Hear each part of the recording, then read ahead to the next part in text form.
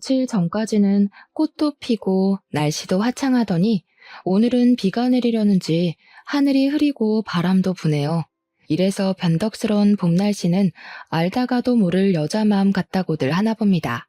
안녕하세요. 저는 수도권에서 사는 30대 여성입니다.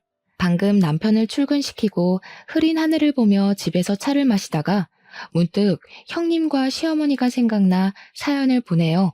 재밌는 이야기는 아니지만 그래도 동네 친구의 이야기 들어준다 생각하시고 가벼운 마음으로 들어주시면 감사하겠습니다.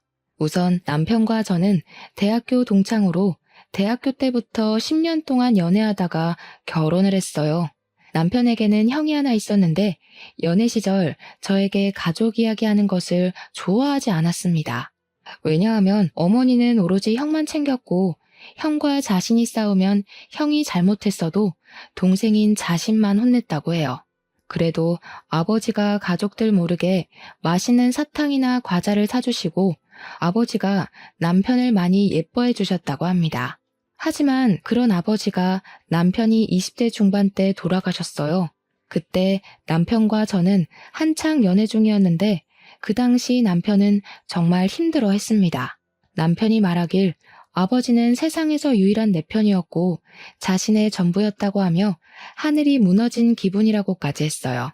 그런 남편을 보며 저는 제가 남편의 진짜 가족이 되어줘야겠다고 결심했고 그로부터 몇 년 뒤 우리는 결혼을 하게 되었습니다. 결혼 후 처음으로 시댁에 간 날이었어요. 시댁에는 시어머니, 아주버님, 형님, 그리고 4살 된 조카 민호가 함께 살고 있었는데 아주버님은 회사 일 때문에 해외로 출장을 가신 상태였습니다. 아주버님은 회사에서 해외 영업부에 계셔서 해외 출장이 아주 많은 상황이었고 그래서 제 결혼식 때도 출장 중이라 오시지 못하셨어요. 형님은 앞치마를 하고 혼자 부엌에서 음식을 차리느라 바빠 보이셨습니다. 시어머니는 남편에게 오느라 고생했다며 거실에 앉으라고 하고 저에게는 형님 도와서 밥상을 차리라고 했어요. 저는 어색하게 부엌으로 가서 형님에게 뭐 도와드릴 거 없냐고 물었습니다. 딱 보면 몰라? 수저도 놓고 국도 뜨고 밥도 푸고 할 게 태산이야. 지금 나 바쁘니까 동서가 알아서 눈치껏 좀 해. 사실 상견례 날과 결혼식 날 형님의 인상이 날카로워 보이시긴 했는데 이 정도일 줄 몰랐습니다. 저는 저에게 짜증이 가득 섞여서 말씀하시는 형님에게 뭐라고 하고 싶었지만 그래도 결혼 후 처음으로 온 날인데 굳이 소란을 피우고 싶지 않아서 형님 옆에서 눈치껏 수저를 놓고 밥상을 차리고 있었어요. 식사 준비를 마치고 형님은 거실에 있는 시어머니와 남편, 그리고 아들 민호를 불렀습니다. 시어머니, 남편, 저는 식사를 시작했지만 형님은 아들 민호 밥을 먹이느라 본인 밥은 먹지도 못하시더라고요. 민호가 밥을 먹기 싫었는지 먹기 싫다고 난리였거든요. 형님은 그런 민호에게 이러면 안 된다고 하시며 밥을 억지로 먹이고 있었습니다. 네가 밥을 맛있게 만들어 봐라. 얘가 그러면 아주 못 먹어서 안달이지. 아휴, 너는 도대체 결혼한 지 몇 년이 됐는데 아직도 이렇게 간 하나 제대로 맞추지 못해? 국은 짜고 반찬들은 밍밍하고 밥물도 제대로 못 맞춰서 밥이 아니라 생쌀을 먹는 기분이구나. 엄마, 여기가 고급 한정식집도 아니고 일반 가정집에서 이 정도면 맛있지 뭐. 갈비탕에 각종 나물까지 다 하느라 형수 혼자 얼마나 힘들었겠어. 그렇게 맘에 안 들면 엄마가 직접 간을 하시던가요. 형수도 혼자 시댁에서 살면서 이제 4살 된 민호 돌보느라 얼마나 힘들겠어요. 엄마가 형수 좀 도와줘요. 어머머, 얘 좀 봐라. 제가 일하면 얼마나 한다고 그런 소리를 하니? 옛날처럼 냇가에서 직접 방망이 두드려가며 빨래를 하는 것도 아니고 아궁이 떼서 밥을 해야 하는 것도 아닌데 요새는 버튼만 누르면 따뜻한 물 나오고 밥은 밥통이 다 해주고 빨래는 세탁기가 다 해주는데 힘들긴 뭐가 힘들어? 하여튼 요새 젊은 것들은 약해 빠졌다니까. 형님은 시어머니의 말을 가만히 듣고만 있었는데 표정은 화가 잔뜩 나 보였습니다. 시어머니의 발언에 부엌의 공기는 얼음장처럼 싸해졌어요. 어른들은 모두 표정이 굳어 있었고 오직 민호만이 밥 먹기 싫다고 짜증을 부리고 있었습니다. 저는 그런 분위기에서 밥이 더는 넘어가지 않았어요. 형님은 민호를 먹이느라 밥을 한 술도 뜨지 못하고 있었고, 시어머니는 형님이 밥을 못 먹든 말든 신경도 쓰지 않고 짜다는 국을 벌컥벌컥 마시고 계셨습니다.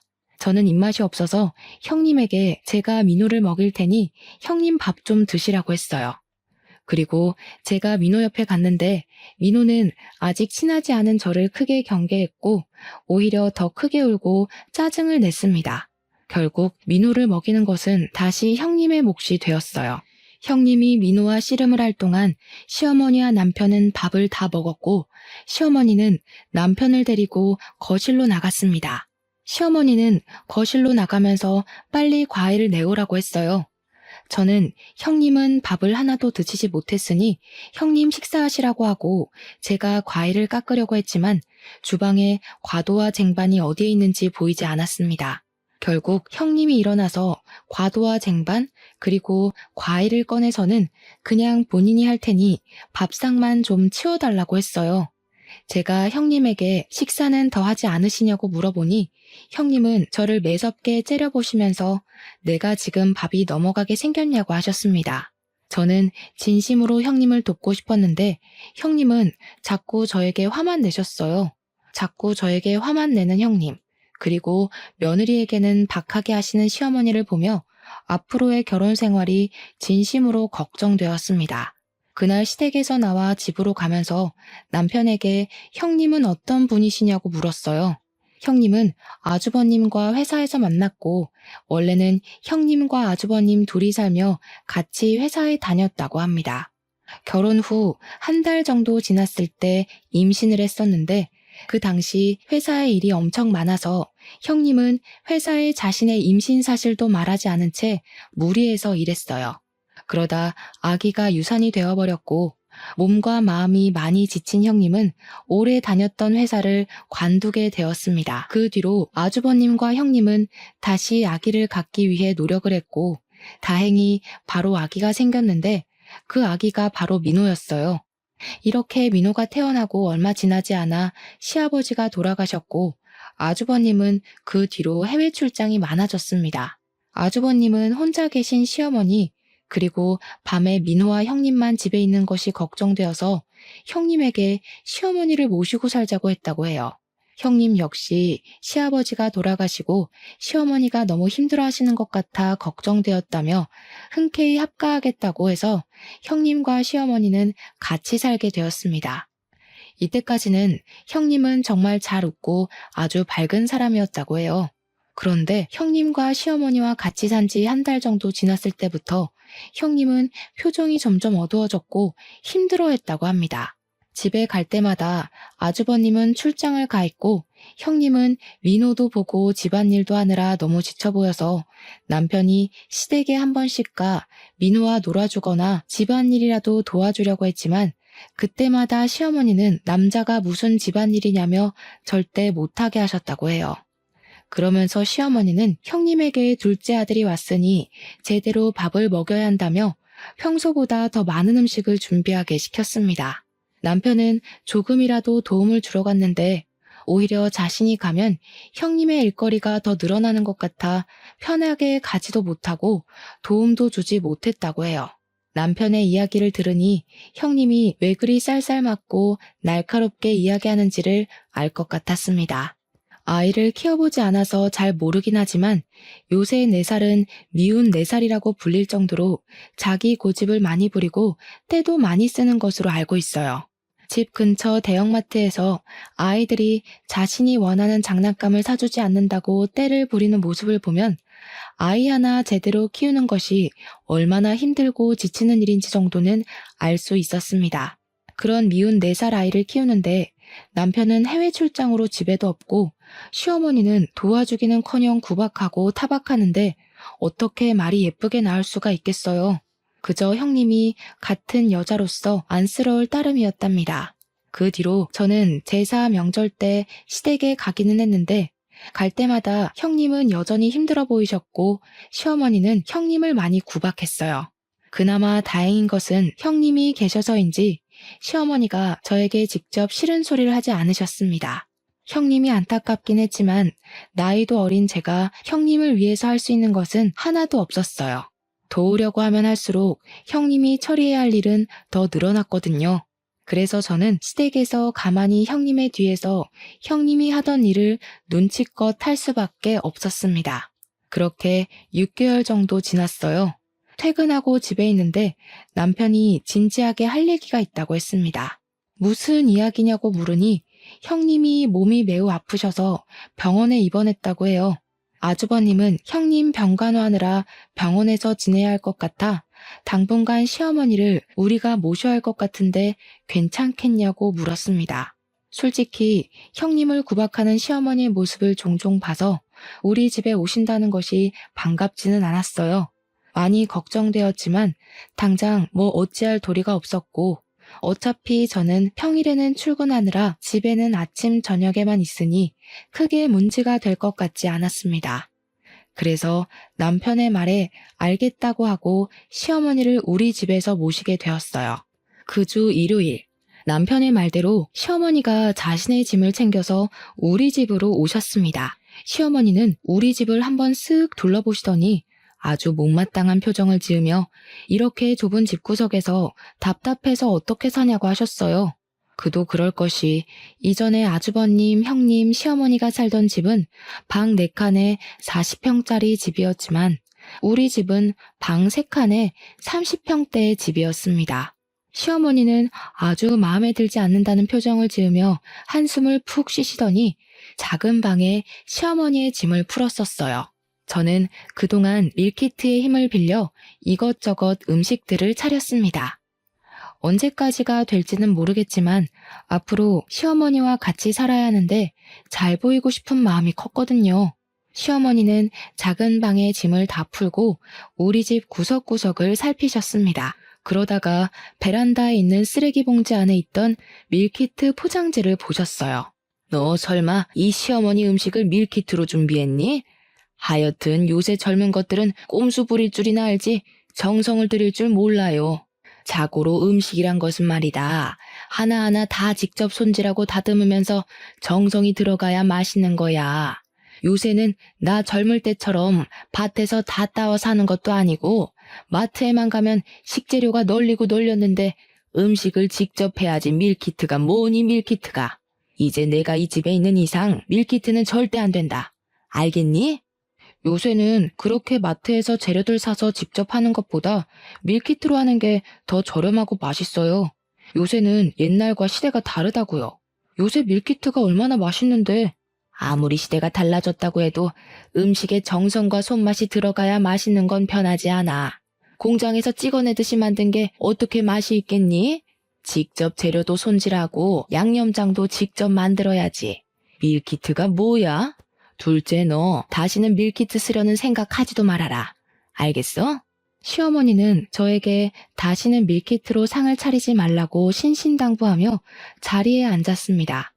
저는 시어머니가 그렇게까지 이야기해서 음식이 하나도 입에 맞지 않아 못 먹겠다고 하시는 건 아닐지 걱정했어요.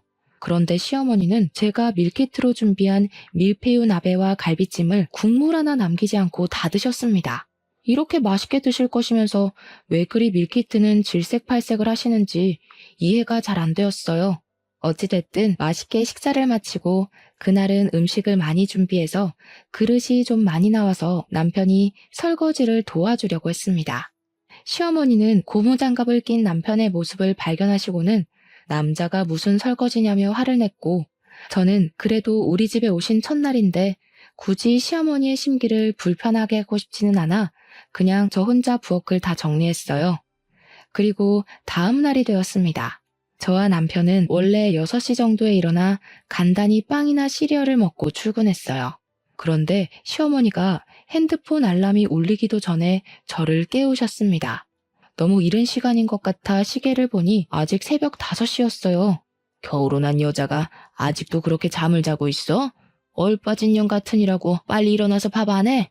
5시밖에 안 됐는데 웬 밥이야. 그리고 희주도 회사에 출근해서 일해야 하니까 지금 자야 해. 괜히 희주 깨우지 말고 정 배고프면 엄마가 알아서 밥해 드세요. 우리는 빵이랑 시리얼 먹으면 되니까. 세상에나 남자가 밖에서 일하는데 빵 조각이랑 배에 차지도 않은 시리얼을 먹이고 출근시키는 게 말이 되니? 기가 막혀서 말이 다 안 나오네. 그리고 아무리 여자가 밖에서 일한다고 해도 가족을 위해 아침밥은 당연히 차려야 하는 거 아니야? 김희주, 얼른 일어나. 어서 일어나서 밥하라고. 시어머니는 저에게 새벽 5시부터 일어나라고 난리를 치셨고 그 덕에 저는 잠이 다 깨버렸습니다. 시간도 남았고 잠이 깨버린 김에 밥이나 하자 싶어서 부엌으로 갔고 남편도 같이 하려고 부엌에 따라왔어요. 정훈이 너는 회사 가서 일해야 하니까 좀 더 자. 남자가 밖에서 일하려면 지금 푹 쉬어야지. 어머니, 저도 정훈 씨처럼 회사에서 일해요. 그런데 왜 저는 부엌에서 밥을 해야 해요? 네가 그깟 일 뭐 얼만큼이나 한다고? 나 때는 말이다. 옛날에 새벽부터 일어나서 지하수 길러오고 아궁이에 불 떼고 했어. 낮에는 밭일하고 밤에는 시부모 모시기까지 했다. 요새는 수도꼭지만 돌리면 물 나와. 아궁이에 불 뗄 일도 없는데 뭐가 그렇게 힘들다고. 그리고 네가 돈 벌어봤자지. 네가 정훈이보다 돈 더 많이 벌어와? 그럼 내가 인정해줄게. 그건 아니지만 요새같이 여자도 남자와 같이 맞벌이하는 시대에 여자만 집안일하고 부엌일하는 거 부당하다고 생각돼요. 어머니를 모시고 계시니 아침 식사는 차려드리겠지만 남편도 저와 같이 집안일 동등하게 하겠습니다. 저는 시어머니에게 제 생각을 이야기했고 시어머니는 어떻게 어른한테 그렇게 말대꾸를 할 수가 있냐며 버르장머리를 고쳐놔야겠다고 하셨습니다. 저는 앞으로의 날이 걱정되긴 했지만 그래도 처음부터 할 말은 제대로 하고 살아야 할 것 같다는 생각에 일부러 더 크게 이야기했어요. 제가 시어머니와 말다툼을 할 동안 밥은 다 되었고 일단 저는 밥을 차렸으나 밥맛이 없었습니다. 저는 시어머니와 남편 음식만 차리고 출근 준비해야 한다며 방으로 들어갔어요. 남편은 대충 밥을 먹고 방으로 와서는 미안하다고 자신이 더 잘하겠다고 했습니다. 분명 남편이 지금 최선을 다하고 있는 것은 아는데 괜히 남편이 미웠고 그저 이 상황이 짜증났어요. 저는 그런 남편에게 그냥 대충 알겠다고 하고 먼저 출근해버렸습니다. 그리고 그날 저녁 퇴근 후 집에 왔는데 집이 엉망진창이었어요. 오전에 음식을 먹은 그릇, 그리고 오후에 어머니 혼자 밥을 드신 그릇이 그대로 다 부엌에 쌓여 있었습니다. 화장실 앞에는 어머니가 사용하셨던 수건, 어머니의 옷과 속옷까지 널브러져 있었고 집은 먼지로 가득했습니다. 왔니? 빨리 와서 설거지하고 청소도 하고 저거 빨래도 좀 해라. 나 내일 입을 속옷 없으니 지금 당장 세탁기 돌려야 해. 아, 그리고 나 아직 저녁 안 먹었으니까 빨리 밥도 하고. 아유, 너 기다리다가 배가죽이 등가죽에 달라붙겠다. 그냥 너는 1시간 정도 일찍 나오면 안 되니? 여자가 바깥일 해봤자 뭐 얼마나 한다고. 솔직히 너 하나 없다고 회사 안 돌아가는 건 아닐 거 아니야. 그렇게 배고프시면 먼저 밥해서 드시지 그러셨어요. 그리고 속옷도 없으시면 어머니가 낮에 세탁기 돌리시면 될 텐데요.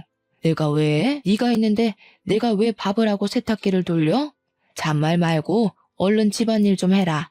청소도 좀 하고. 아주 집이 먼지투성이구나. 어휴, 집안일을 하는 것인지 마는 것인지. 시어머니는 퇴근하고 온 저에게 집안일을 시키셨습니다.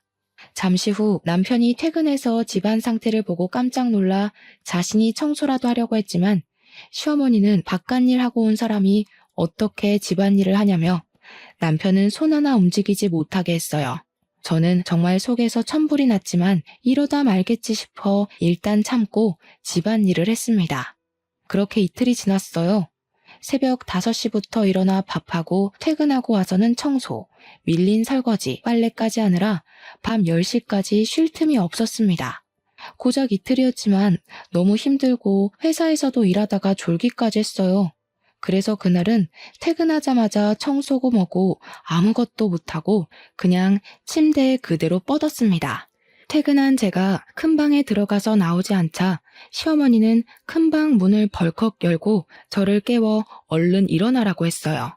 저는 이대로 가다가는 죽겠다 싶어서 시어머니한테 저도 일하고 와서 힘드니 오늘은 쉬겠다고 했습니다. 시어머니는 네가 뭐가 힘드냐고 큰 소리 치셨고 그때 남편이 퇴근하고 집에 왔어요. 남편은 이 상황을 보고 희주가 몸이 10개도 아닌데 일하고 와서 집안일까지 하려면 얼마나 힘든지 엄마가 아느냐고 하자 시어머니는 이게 여자한테 홀라당 넘어가서 정신 나간 소리 한다며 예전에는 큰 시부모 병시중도 들고 뗄감도 떼우고 밭일도 하고 집안일도 혼자 다 했다며 이 정도 해도 네 마누라 안 죽는다고 하셨습니다. 저는 집에서 마음 편히 쉬지 못하는 이 상황이 너무 답답해서 그냥 집 밖으로 나갔고 남편 역시 저를 따라 나왔어요. 제 뒤를 쫓아나가는 남편에게 시어머니는 멍청한 놈이라며 손가락질을 하셨습니다. 집 앞 공원에서 남편에게 도대체 형님은 어디가 얼마나 아프시길래 시어머니를 우리 집으로 보냈냐며 하소연을 했어요. 남편은 자기가 형한테 잘 말해서 대책을 마련해 보겠으니 조금만 기다려달라고 했습니다.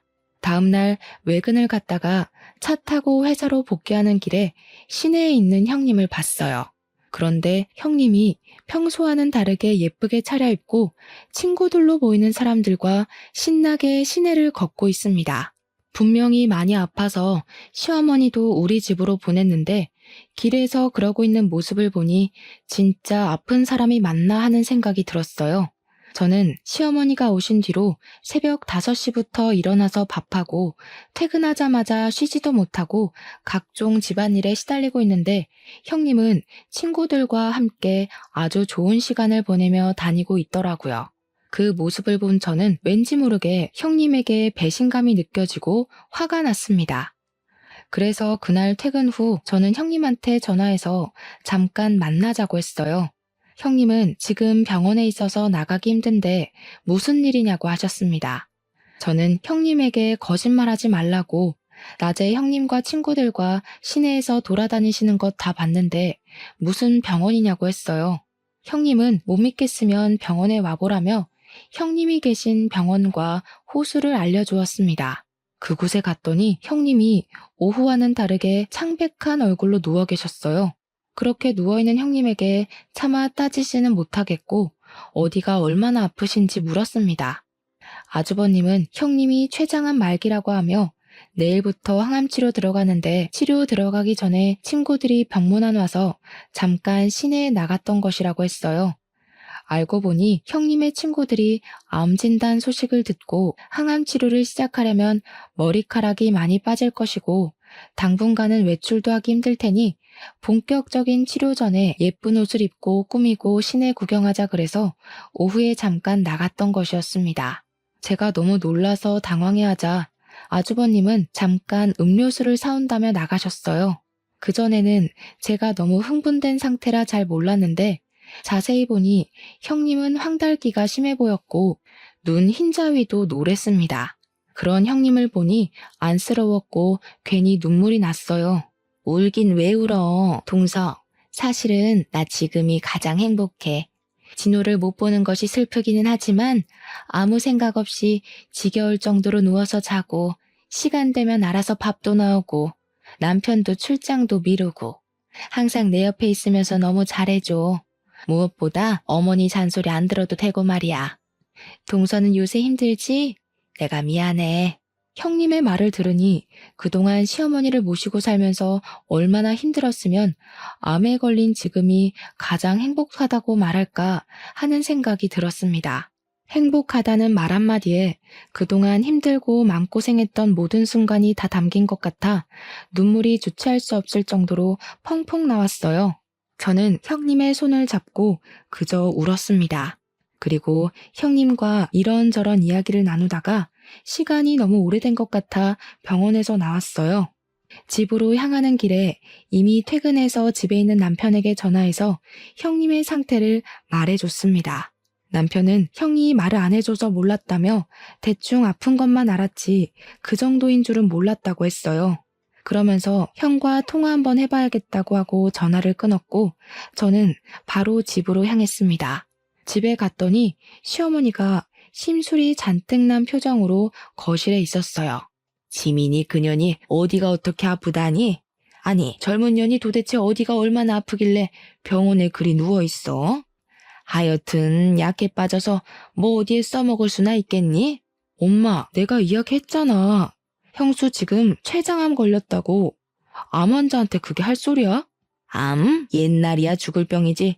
요새는 약만 먹으면 다 나아. 얼마 전에 내 친구도 갑상선암 걸렸었는데 싹 다 나서는 이번에 중국으로 여행을 간다더라. 요새 같은 시대에 그깟 암 가지고 유세는.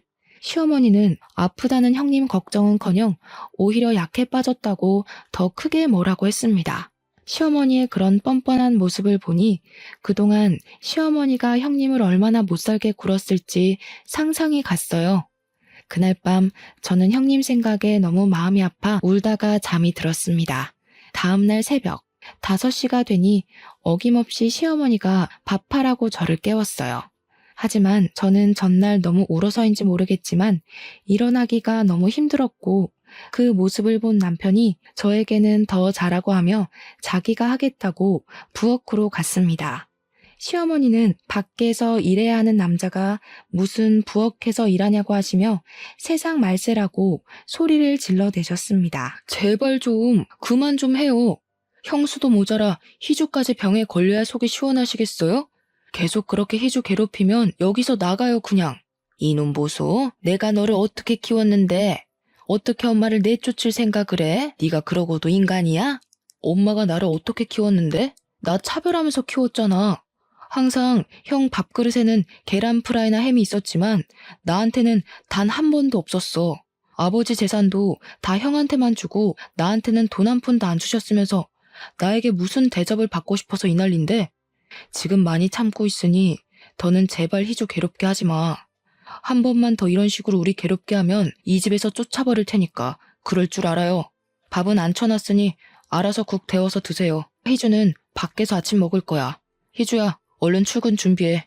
남편은 그동안 하지 못했던 말들을 다 내뱉고는 출근 준비한다고 방으로 들어왔습니다. 저는 일단 남편과 함께 출근 준비를 하고 평소보다 일찍 나와 집 근처 국밥집에 갔어요. 국밥을 먹으며 남편은 저에게 미안하지만 당장 어찌할 방법이 없으니 조금만 참아달라고 했습니다. 자기가 어떻게든 대책을 마련해 보겠다면서요. 그리고 자기도 우리 엄마가 이렇게까지 할 줄은 몰랐다며 눈물을 보이는데 남편이 짠하고 불쌍해 보였습니다. 그동안 저와 어머니 사이에서 얼마나 마음고생을 했는지 눈에 훤히 보이더라고요. 그런 남편을 봐서라도 저는 조금 더 참아보기로 했습니다. 그날은 퇴근하고 와보니 집이 정리되어 있었고 남편도 퇴근해 있었어요. 남편이 일부러 1시간 일찍 퇴근해서 집 청소를 하고 있었고 시어머니는 남편에게 왜 네가 이런 하찮은 일을 하냐며 집안일은 며느리 시키면 되니 하지 말라고 했습니다. 그러든 말든 남편은 혼자 청소하고 빨래하고 밥까지 해놨고 저는 제 생각을 해주는 남편에게 너무 고마웠어요. 그 뒤로도 시어머니는 새벽 5시에 저를 깨우기는 했지만 남편은 저와 함께 일어나 식사 준비를 하고 집안일도 했습니다. 물론 시어머니는 정말 못마땅해 했지만 남편이 계속 이러면 집에서 쫓아낼 것이라고 난리를 쳐서 그런지 가만히 계셨어요. 그리고 저는 시간이 날 때마다 형님 병원에 찾아갔습니다. 형님은 제가 갈 때마다 몸이 더 야위시고 힘들어 보였지만 제가 가면 반갑게 맞이해 주셨어요. 하루는 형님이 저에게 그동안 정말 미안하다고 하셨습니다. 제가 무슨 소리냐고 했더니 사실 처음부터 제가 여동생 같고 좋기는 했지만 시어머니 모시고 말썽꾸러기인 4살 아들까지 키우니 너무 힘들어서 말이 뾰족하게 나갔다고 했어요. 그게 항상 마음에 걸렸다고 하시며 싫어서 그런 건 아니었으니 혹시 서운한 마음 있었으면 풀라고 하셨습니다. 저는 사실 처음에는 형님이 좋지는 않았지만 시어머니와 같이 살아보니 형님의 마음을 알겠다고 하며 그동안 아이도 키우고 어머니도 모시고 사느라 정말 힘드셨겠다고 했어요. 형님은 제 말에 빙긋이 웃으시더니 아프긴 해도 마음은 가장 편하다며 지금 죽어도 여한이 없다고 하셨습니다.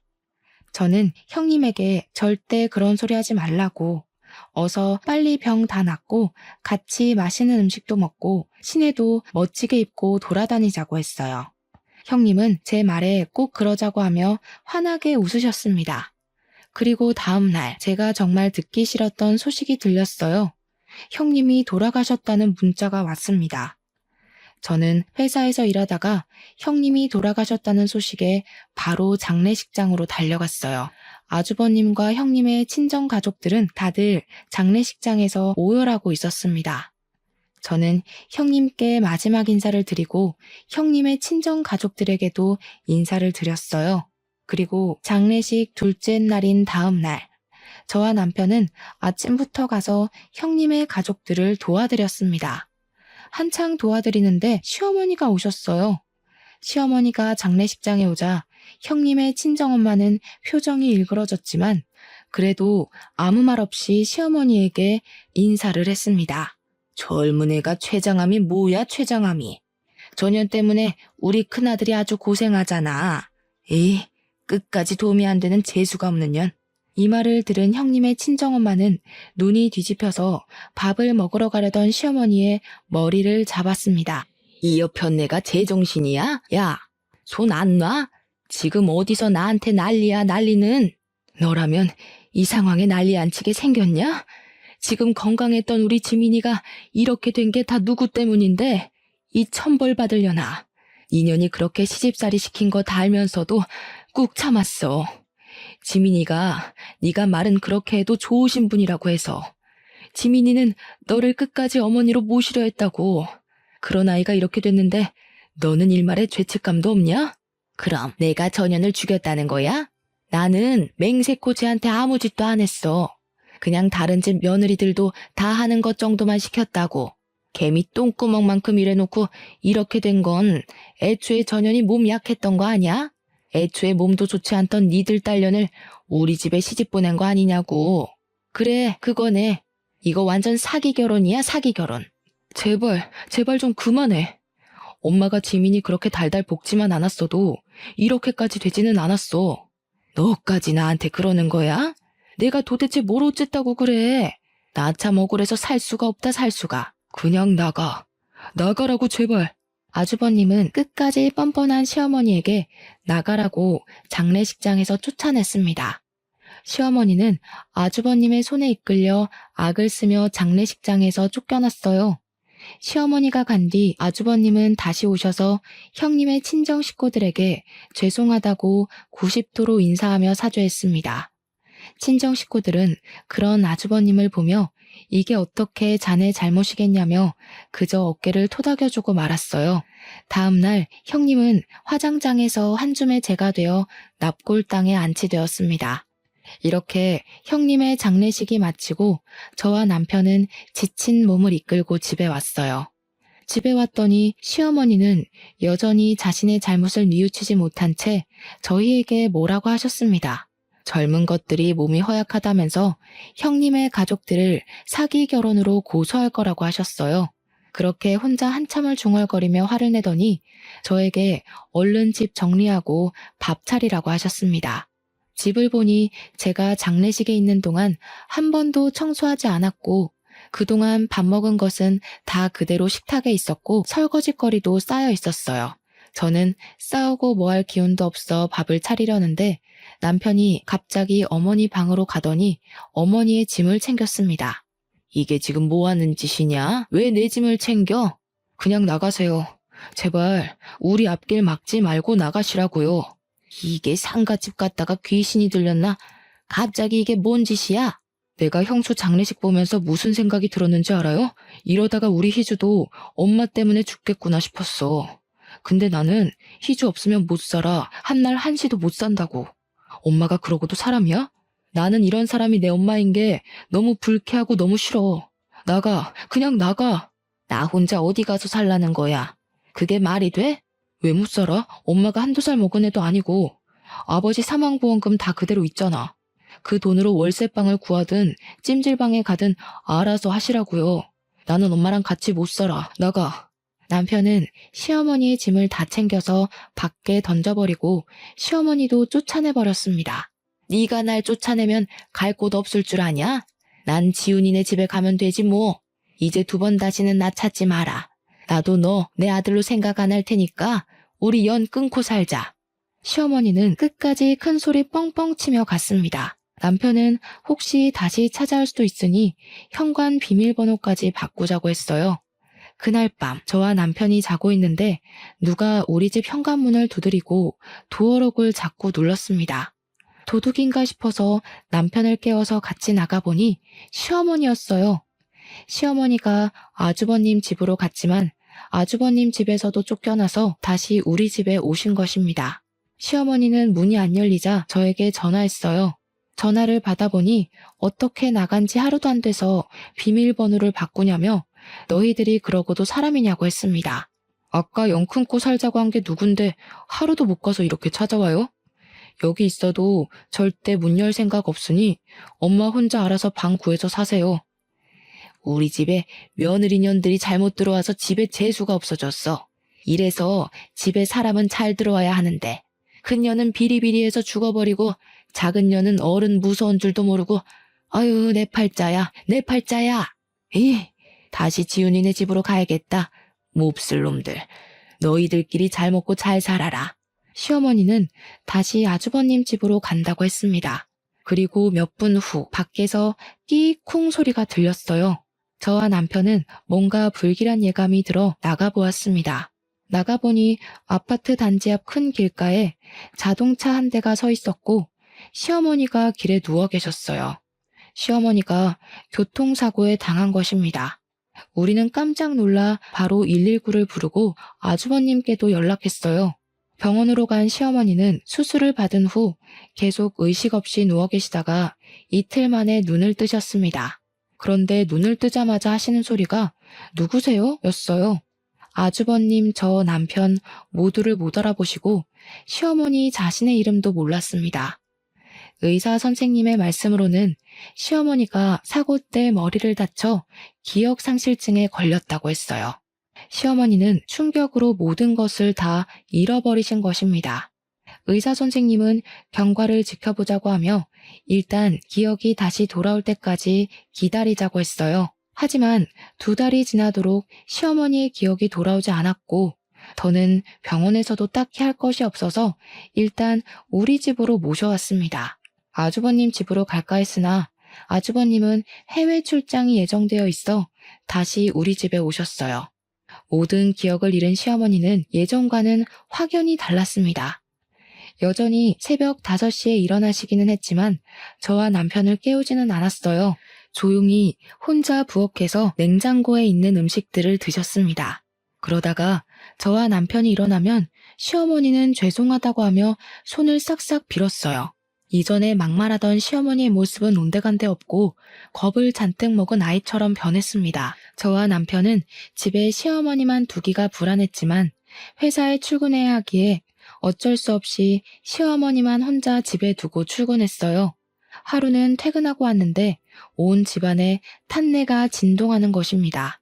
무슨 일인가 하고 보니 시어머니가 라면을 끓여 먹으려고 했는데 냄비에 물을 넣지 않고 가스불을 켜서 냄비를 다 태우고 있었어요. 그나마 제가 그날 일찍 퇴근해서 다행이었지 조금만 늦었으면 집에 불이 날 뻔했습니다. 시어머니는 제 앞에 무릎까지 꿇고 잘못했다고 비셨어요. 저와 남편은 더는 안 되겠다 싶어 우리 집 근처의 치매 요양원으로 시어머니를 보냈습니다. 그 치매 요양원은 이 지역에서 시설도 꽤 크고 좋다고 소문난 곳이었어요. 그곳에 모시고 우리는 주마다 시어머니를 뵈러 갔습니다. 시어머니는 여전히 자신의 이름도 모르고 우리를 알아보지 못하고 우리 얼굴을 보면 잘못했다고 비셨어요. 같은 병실의 할머니들은 시어머니에게 자기 이름도 모르는 바보라고 하며 시어머니를 무시하고 구박했습니다. 예전 같으면 크게 화를 내며 욕을 했겠지만 지금의 시어머니는 무조건 사람들에게 잘못했다고 하며 사과를 하고 다녔어요. 그러던 어느 날 시어머니를 돌보던 간병인이 지민이라는 분이 누구냐고 했습니다. 저의 형님 이름인데 어떻게 아셨냐고 했더니 시어머니가 밤마다 잠을 제대로 못 자고 식은땀까지 흘리며 악몽을 꾸는 것 같다고 했어요. 그런데 그때마다 밤새 지민이란 이름을 그렇게 부른다고 합니다. 너무 힘들어해서 깨워서 지민이가 누구냐고 물으면 시어머니는 겁에 질린 얼굴로 그저 모른다고만 했다고 해요. 시어머니의 꿈 내용이 뭔지는 모르겠지만 아마 형님이 원한을 품고 시어머니의 꿈에 나오지 않았나 하는 생각이 들었습니다. 불과 얼마 전까지만 해도 막말을 서슴지 않고 하던 시어머니가 이렇게까지 약한 존재가 되어버리니 안쓰럽기도 하고 한편으로는 인과응보라는 생각도 들었어요. 시어머니는 그 뒤로도 잠도 잘 못 자고 병실에서도 할머니들께 구박당하고 무시를 당했습니다. 요양원을 옮길까도 생각했지만 주변에 이만큼 시설 좋고 의료진들이나 간병인들이 좋은 요양원은 없어서 어쩔 수 없이 그냥 모셨어요. 그리고 시어머니는 요양원에 들어간 지 6개월 뒤 밤에 지민이를 부르며 악몽을 꾸시다가 갑작스러운 심장마비로 돌아가셨습니다. 시어머니는 그렇게 형님에게 모질게 대하더니 결국 형님에게 제대로 된 사과도 못하고 한순간에 돌아가셨어요. 부디 하늘에서는 형님을 만나 제대로 된 사과를 하시고 두 분이 좋은 고부관계가 되었으면 좋겠습니다. 시어머니의 장례 후 저와 남편은 다시 신혼때로 돌아간 것처럼 좋아요. 마음이 편해져서 그런지 아기도 생기게 되었습니다. 아직 입덧 중이라 너무 힘들지만 그래도 우리의 이세가 태어날 생각을 하니 너무 기쁘네요. 요새 남편은 저 대신에 집안일 하느라 힘들다고는 하지만 그래도 행복하다고 합니다. 아주버님은 아직 혼자이시긴 한데 해외 출장 다니느라 너무 바쁘세요. 그래도 한국에 오실 때마다 꼭 우리 집에 들르셔서 선물을 잔뜩 가지고 오십니다. 시어머니가 돌아가신 후로 아주버님 남편 그리고 저는 서로 더 자주 연락하고 끈끈한 가족의 정을 나누고 있어요. 저에게 있어 시어머니는 정말 끔찍한 분이셨지만 그래도 그분으로 인해 이렇게 좋은 가족들이 생길 것 같기도 합니다. 그리고 형님 역시 처음에는 날카롭고 예민한 분으로 오해했지만 알고 보니 너무 좋은 분이셨어요. 형님이 하늘에서는 아프지 않고 항상 웃을 일만 가득하셨으면 좋겠습니다. 저의 사연은 여기까지입니다. 봄 날씨가 변덕스러워서 요새 감기 걸리시는 분이 많은 것 같아요. 다들 건강 조심하시고 날씨는 흐리지만 마음은 행복 가득한 날이 되시길 바랍니다. 들어주셔서 감사합니다.